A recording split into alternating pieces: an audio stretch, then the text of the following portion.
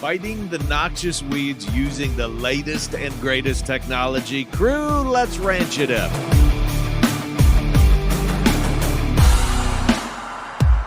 Good day, everyone, and thanks for riding with us on this all-new episode of the Ranch It Up Radio Show. I'm Jeff Tigger Erhardt. And I'm Rebecca Wanner, AKA BEC. It is good to have you back in the saddle. Thank you. You've been out for a while, so we're just going to dive right into this. We have been dealing with noxious weeds. Well, I don't think we're the only ones. Nope. I think everyone, once you step back, look at your situation, is dealing with noxious weeds. And we have had many shows about the biologicals, right? Like beetles with leafy spurge. Correct, and we've actually used them on some property that we own. Still do, and been doing that for many, many years. We've had other individuals coming in and using another species, like having sheep or goats graze the wormwood, the leafy spurge, that sort of thing. Yes, we've went down that road too. We know lots about that. Tried to do that. That didn't work out. So here is our situation. The noxious weeds in one particular area were out of control. Correct. They were out of control, and it wasn't that we weren't staying vigilant of the situation. We knew what the situation was, but this is a unique type of property with a lot of nooks and crannies. A lot. And dealing with waterways and shelter belts, not Power wanting to kill lines. trees. So it was a little more difficult than your usual application where you could head out with a side-by-side or a four-wheeler with a sprayer and just go after it. And we decided not to go with the route of a side-by-side or a four-wheeler because one of the areas is a pasture full of rocks. So if we would have went out there on a four-wheeler or a side-by-side, we would have beat ourselves to death. Right. Or what we've come across in other situations, other properties we have, that sometimes it gets a little tricky. I mean, I've actually been in the situation where I've rolled a four-wheeler with a sprayer on it and, glad to still be here. So we don't want to put ourselves in danger either. Exactly. So we started looking at options of what do we do? Do we go and rev up that old spray coop? And neither you or I wanted to do that. I mean, we had access to one, and neither one of us were like, I don't want to sit in that thing for 10 hours. The only way I was okay with doing the spray coop is if I could video it and turn it into like a video or reel going back to Star Wars. Because come on, you end up feeling like a stormtrooper when you're in one of those spray coops if you've never been in one. And you're covered with all of that. And so, okay. So we had total acres we were looking at. It was like 135 was the total acres that we needed to cover. And this was around creek bottoms, trees, obstacles, buildings where you couldn't get in the first darn place with any kind of a big outfit. And then we had the pasture area around it with all the rocks. So we opted for the first time to try drones. Drones. Yes, he said that right. Yep. So we brought them out to our place, and we hired Pro Egg Solutions. Corey Palm, the owner, was great to work with, and he came out. So here was my first question is, I said, can we spray when cattle are grazing? Because we've already got cattle in there. And that was my first question. Can we spray while the cattle are grazing? And then the other big one was this whole area that we were spraying is also where a lot of our pheasants are. So I didn't want to harm the pheasant population. Yeah, there's a lot of guys that ask that same question, and the answer is yes. There's products out there like Milestone, Duracor, Freelix, all of which are all labeled that there is no grazing restrictions on them. So we fly right over the top of them. So you can keep the cattle in there. The only thing that on some of the labels, and we tell everybody, is that we don't want them to pull the cattle out and take them to a susceptible area right after treatment. I believe it's 10 days at a minimum that we want to wait so that they're not going to a susceptible area where that they could be planting, maybe soybeans or something next year, because some of these products do carry over. And the drone that we're using today, you said this is your little baby, and this is 8 gallons, right? 8 gallons is what this holds? Yep, it's my baby. It's a T30 DJI drone. This one holds 8 gallons. We also have T40, T50, and now I'm just waiting for the new T60 to show up. So roughly, just to give everybody an idea, we mapped it out with the GPS. This was super neat. You went on your phone. It was a program where you literally dialed in exactly right up to tree rows, right up to crop ground where we wanted to spray. And we came up with, it was right around 135 or 38, I think, acres is what it come up with. So how long is it going to take to spray that? And we've got a beautiful day. I mean, there's no wind as we speak. Cross our fingers. Yeah, to do that, so with this drone, we can do about 20 acres an hour, is kind of with that top speed. There's some obstacles around here. There's some buildings that we've got to work around. So when you look at 20 acres an hour, we're going to take 6-7 hours to do it probably. If I compare this to a commercial application of spraying, somebody coming out and just buzzing over the hills with a big commercial applicator. Is this, because 8 gallons is just a little bit, is it that we're using the chemistry at a higher efficacy, or is it still the same as if we would be doing any kind of, commercial application of chemical out here on the noxious weeds? Well, it's like I tell guys, it's an ultra high concentration is what it is. On this pasture here, we're actually running a 2-gallon rate. And, so on the label, it's 2 to 5 gallons on aerial on a lot of these chemicals, especially on the pastures that we use. So we're right down at the bare minimums of 2 gallons an acre. But it's exactly the same as an airplane or a helicopter. We follow the label just like them, the aerial label. Like I said, we're using 2 gallons here, but there is scenarios where we've got to do 3 and 5 gallons, depending on what the label says. So the reason I said that we brought the drones in is just because the inability for us to access these areas that we need to get to. So unfortunately, that's a lot of your business, isn't it? Is getting to these areas it's just not like it's a section of ground and you can go back and forth and it's real nice and easy. I would imagine a lot of your business is, creek bottoms and the areas where you just can't get. That's why we're calling you to come in. We work a lot with the airplanes, the helicopters. In fact, I get a lot of calls from them to come in and help spray these areas that they can't get in. You think about it, an 802 air tractor coming in here at 160 miles an hour trying to dip in and out of these trees isn't feasible. It's not safe. We've got highline poles out here. We've got wires. It's not safe for an airplane. It's not safe for a helicopter. That is exactly the place where these drones come in. You can't get a ground rig in here either because you've got fences. You've got all kinds of different, like I said, obstacles that we can just go and fly right over. We stay right around that 10 to 12 feet over the tops, just depending on where we're at. Sometimes maybe a little bit higher, especially when we're going through the hills and things like that, where we've got some steep hills. It's precision. And we can go basically right up to the edge. We have to watch the wind and we have to follow everything just like an airplane, but it's very small scale. Now, I told you this scenario about how when I had a drone, this is several years ago, and I lost it somewhere in the mountains of Three Forks, Montana. So if anybody sees a drone out there, it's probably mine. Worst case scenario that you've run into when you're spraying, if you can even share that. We had my very first year, I had a drone that something went wrong with the software. Luckily, we were out in the middle of a CRP field and it basically kamikazed itself into the ground. These things are not foolproof. They're not to be taken lightly. They're not like your $1,000 drone that you go buy at. That I lost in the mountains of Montana. Yeah, that you lost. These are basically $30,000 and up for new ones. But they're a tool. They're not a toy. I mean, fly it like it's a toy sometimes, but at the end of the day, it's a tool in the toolbox. We're out here to do a job.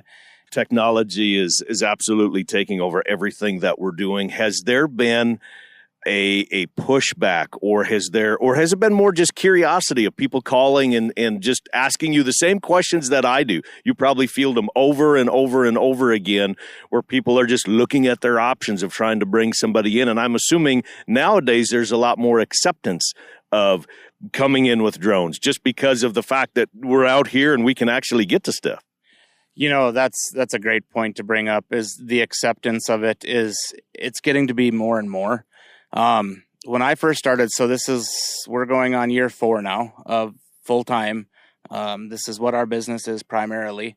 When I first started, everybody's like, "Oh, you're expensive." And, up here, everywhere, depending on where you're at in the country, it's everywhere from $10 an acre on up. If you look at it on a per acre cost, here we're running, on our pasture grounds, I charge $20 an acre. If we're doing specialty stuff where we're doing spot spraying, we're upwards of $425 an hour. But I'm also doing things that an airplane won't do. So one of the biggest questions is, and my pushback to guys that call and say, "Wow, you're expensive."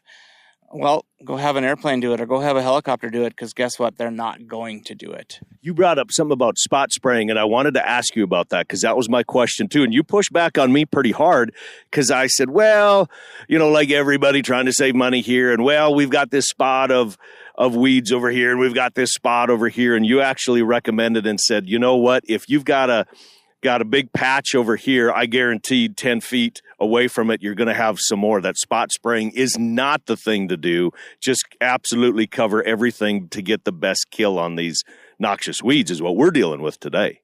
Absolutely. So a little of my background is I've been an agronomist for 24 years. And so dealing with the crop side of things, weeds, things like that, I make that suggestion to guys, especially when we're dealing with like leafy spurge or these noxious weeds. It's a different story if we're spot spraying out in a field maybe. But when you look at a pasture, and you're exactly right, you've got a patch of wormwood over here, and 100 feet away you've got another patch. Well, I can just about guarantee you that there's going to be some wormwood that you're just really not seeing in between that. And so a lot of the chemicals that we're using are residuals, and they're going to have some efficacy throughout the year and into next year. Hopefully, we've got guys that we've sprayed the first year, and we skipped the second year, came back and sprayed the third year. And now this year, it just looks absolutely phenomenal. There's hardly a weed out there. And that's the end goal of what we're going after, is we want to try to eliminate all these noxious weeds, or as many of them as we possibly can. Corey Palm with Pro Ag Solutions, thank you for the time, and thanks for coming out and spraying for us. And we should have mentioned this at the beginning, but the two noxious weeds that we were going after was Canadian thistle and wormwood. That's what we were targeting. So did we get good kill? I'm going to say yes, or at least Absolutely. At this point, we are happy with what Very. we've seen after just a few days. We saw the plants wilted over. Of course, we know next year we'll have to take another turn step. at this. Yep. So if you're curious about the drone technology and application, we highly encourage you to just call someone in your area, ask the questions. That is exactly what Beck and I did, and as she said, we are very satisfied with the results. Crew, time for a quick break. We will be back with more of the Ranch It Up Radio Show. Are you looking for true price discovery for your feeder cattle? Look no further than Superior Livestock Auction. The Video Royale sale is coming up July 28th through August 1st, followed by the Bighorn Classic sale. To consign to the Bighorn Classic, cattle need to be cataloged by August 1st, and videos need to be submitted by August 8th. Again, August 1st for the catalog and August 8th for the videos to consign to the Bighorn Classic sale. Any questions, reach out to your Superior Livestock Auction rep or call Superior Livestock Customer Service at 800-422-2117. View the sale live on Dish Network Channel 997 and online at sla-tv.com. Sale results, deadlines, and upcoming sale information available at superiorlivestock.com and ranchchannel.com. Selling cattle the superior way. Attention cattle producers. Boost your herd's trace mineral status with Axiota Animal Health's Multi-Min 90. This injectable solution delivers essential trace minerals known to support cattle health and reproduction. Don't settle for less when it comes to your herd health. Trust Axiota Animal Health to keep your cattle in prime condition. Visit your local supplier or veterinarian to learn more about Multi-Min 90. Multi-Min 90, because healthy cattle mean a healthy bottom line. Looking for the best way to raise beef? Whether on pasture, crop residue, or in a dry lot, choose Westway Feed Products. Westway Feed Products boost forage utilization, efficiency, and sustainability. Find your nearest rep by calling 800-800-7517 or visit westwayfeed.com. Stay connected with the crew from Westway Feed Products on Facebook, Instagram, LinkedIn, and TikTok. Call 800-800-7517 or go to westwayfeed.com today. Cow Country News, you know, the cow stuff. The U.S. Cattlemen's Association, or the USCA, and the National Cattlemen's Beef Association, the NCBA, commented on the successful passage of the One Big Beautiful Bill, which includes several provisions critical to the U.S. livestock industry and wins for America's family farmers and ranchers. A few of the highlights include: for the Livestock Indemnity Program, it establishes a payment rate for losses due to predation at 100% of the market value and losses due to adverse weather or disease at 75% of the market value. It introduces additional payments for unborn livestock death losses incurred on or after January 1st, 2024, at a rate determined by the Secretary not exceeding 85% of the payment rate for the lowest weight class of livestock. Now, for the Livestock Forage Disaster Program, allows for 2 monthly payments and specifically eligibility criteria based on grazing periods, and expands the program by allowing it to kick in after 4 consecutive weeks of drought rather than the 8 previous consecutive weeks. Under the Emergency Assistance, provides emergency assistance for cattle with specific payment rates and eligibility criteria. The death tax, that was a big one. The bill increases the death tax exemption to $15 million per individual or $30 million per couple, adjusted annually for inflation. This means if the value of your farm or ranch plus equipment, cattle, and other assets are less than $15 million individually or $30 million as a couple. Under the Foreign Animal Disease Prevention, specifies funding allocations for foreign animal disease prevention programs. Now, those are just a few highlights. For a more complete breakdown and specific dollar amounts being allocated and where, check out the show notes for this episode at ranchitupshow.com, and the links will be provided. Now, in other news, the amount of U.S. beef and pork imports to China in late April and early May plunged, primarily in the wake of tariffs that peaked at 147% for beef and 172% for pork. That, according to the latest USDA's Economic Research Service report. An agreement to cut the tariffs for 90 days to 32% for beef and 57% for pork failed to restore the purchase levels reached in May 2024. The trade effort for U.S. beef exports also wasn't helped by China's decision not to renew beef plant and cold storage facility registrations in February, according to a review of the latest report by the U.S. Meat Export Federation. Now, according to the U.S. MEF president and CEO Dan Hallstrom, he said the need for progress in the U.S.-China trade negotiations is extremely urgent because tariffs from China could soar again on August 12th. The deadline is already influencing U.S. exporters deciding whether they will continue to produce for the Chinese market. Now heading to Texas, where the Baylor County Sheriff's Office is investigating multiple reports of cattle thefts across the country. Over 50 calves, heifers, steers, cows, and a bull or two have gone missing throughout the past couple months. The Baylor County Sheriff's Office, along with a Texas Southwest Cattle Raisers Association ranger, is looking to identify the suspect or suspects in these thefts. Livestock theft is a third-degree felony and punishable by up to 20 years per incident.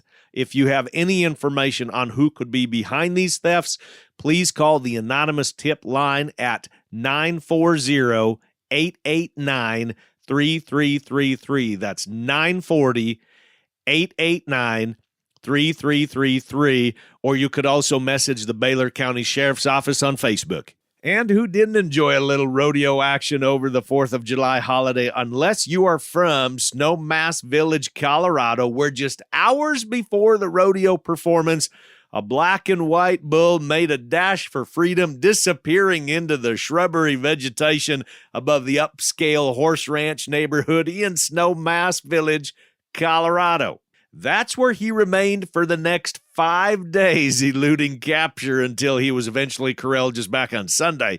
Now, according to a Snowmass Village police officer, he says he just kind of eluded us for several days until that he was caught the following Sunday by the owners. The officers said once it kind of moved into this neighborhood, which is bordered by some open land with really tall brush-type foliage, it kind of disappeared into the area and really wasn't seen until the owners were able to locate it. Now, that bull was scheduled to make his debut appearance at the Snowmass Rodeo last Wednesday when it broke free from handlers during the unloading process. The weekly Wednesday night rodeo represents a cornerstone of summer entertainment in Snowmass Village, Colorado, and the bull isn't the first rodeo animal to make a break for it, and if you're in the rodeo business, it's not going to be the last. And that is all the time we have for the news this week. Remember, you can always catch us by firing an email our direction, ranchitupshow@gmail.com. Our phone number, call or text, 707-RANCH-20. That's 707-726-2420. Keep your hands off that dial, y'all. When we come back, we talk markets, the cattle numbers, and lots more on the Ranch It Up Radio Show. Keep it parked. Gelbvieh and Balancer producers, seed stock and commercial, add genetic technology from the American Gelbvieh Association. They provide genetic tools to both seed stock and commercial producers. From being a part of the world's largest genetic evaluation and providing some of the most accurate EPDs in the industry to offering a wide variety of DNA tests, the AGA delivers its members and customers tools for success within the beef industry. Head to gelbvieh.org for more information from the American Gelbvieh Association. We run a lot of high milk-producing mama cows in our herd. Mitch Kenobi of Norfolk dealt with scours in his herd. So bad that we sent samples off to South Dakota State and Kansas State. Heard about Pharmatan. As a producer, I know it's our job to limit our inputs, but when it comes to Pharmatan, Dad and I don't blink an eye. It is a must for every calving season. Adding Pharmatan to your livestock's nutrition this fall will rid your new herd of scours in the spring. Go to PharmatanUSA.com. Call Joe Knopp at 340-3323. LivestockMarket.com. We hear from the crew at LivestockMarket.com every week. Bulls, cows, bred heifers, open replacement heifers, cow-calf pairs, feeders, and stockers, horses, pigs, goats, sheep, show stock, hay and straw, and even alpacas, all listed on LivestockMarket.com. Private treaty, online auctions, and on-site auctions. Buying or selling, gauge the market, do some research. Check out LivestockMarket.com. And don't forget, they brought you AuctionTime.com and EquineMarket.com.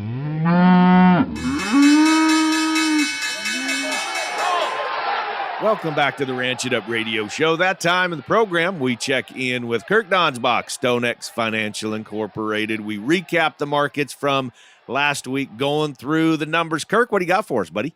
Good morning, Tigger, and all your listeners out there. As of Friday, July 4th, August feeders closed the week at 309.70. That's up $1.65, with the CME feeder index down 14 cents at 311.83. That left the basis, or the difference, at a positive $2.13. August live cattle closed the week at 214.025. That's up 42.5 cents on the week, with cash trading 224 to 225 in the south and 230 to 234 in the north, with most trades at 233. That left the 5-area weighted average up $1.16 at 229.17, and the basis versus that 5-area weighted average at positive $15.14.5. That's a very wide positive basis. Choice boxes closed the week down 644 at 389.75. The weekly slaughter and the dress weights were not updated because of the 4th of July holiday. The last reports had yearly production down 3.2%. September corn closed the week at 421. That's up 9.75 on the week. Corn rallied on rumors of positive trade news. By the end of the long weekend, that news was less than hoped for. Are you ready for financial clarity on your ranch? Hey, I'm Shay Wanner, and I host the Casual Cattle Conversations podcast. I sat down with Jason and Candace Bernard to learn how they use Ambrook to help clean up their diversified operation and figure out which enterprises are making and losing money. Here's a little bit of their story. That's the other thing too, when you have clarity of your numbers and what each enterprise is doing, it's no longer an emotional decision. It's just like, okay, this is just what it is, like with the trucks, just sitting down like, I think this is a drag. This is something we need to just, cut loose and turn loose up. It was a little harder for him. It's a Peterbilt. Like, come on. It's got a cat. But I'm like, look at these numbers. So it just, because it is an emotional thing when you own your own business and you're trying to do these things and to have to let go of something and just like, this isn't working. But to sit down with the numbers instead of just with the emotion and making a very informed decision and the clarity of it. Listen to the full story by searching for Casual Cattle Conversations on your favorite podcast player. Happy ranching, folks. I tip my hat to you, from one legend to another. Before we say fare thee well, we want to give a tip of the hat, but more importantly, let those in Texas know that you are in our thoughts and our prayers. We've been watching how the horrific flooding happened in Texas. Just know, again, you are in our thoughts and our prayers. And now that's going to wrap it up for today. A big thanks to our crew, Corey Palm with Pro Egg Solutions, Kirk Donsbach, StoneX Financial Incorporated, Shay Wanner with Casual Cattle Conversations, and the boss lady, Rebecca Wanner, AKA BEC, back in the saddle. A big thank you to our partners, ranchchannel.com, Top Dollar Angus. By the way, we have feeder cattle for sale that are Top Dollar certified listed on Ranch Channel, as well as the sale reports from Superior Livestock Auction. Wolf Cattle, Jorgensen Landing Cattle, Transova Genetics, Axiota Animal Health, bringing us Multimin and Lactopro, the American Galvy Association, Imogene Ingredients, Pharmatan, Westway Feed Products, Medora Boot and Western Wear, Allied Genetic Resources, Allied Feeding Partners, LivestockMarket.com, EquineMarket.com, AuctionTime.com, the Tri-State Livestock News, RFD TV, Wrangler, and this fine radio station. And crew, so glad y'all came with us one more time as we ranch it up. Be sure to like and follow us on Facebook at Ranch It Up Show. Our email is ranchitupshow@gmail.com. You can call and text 24/7. That phone number 707-RANCH-20, 707-726-2420. Spread the good word and join us again next week where it's always Tigger and BEC approved. Stay ranchy and ranch it up.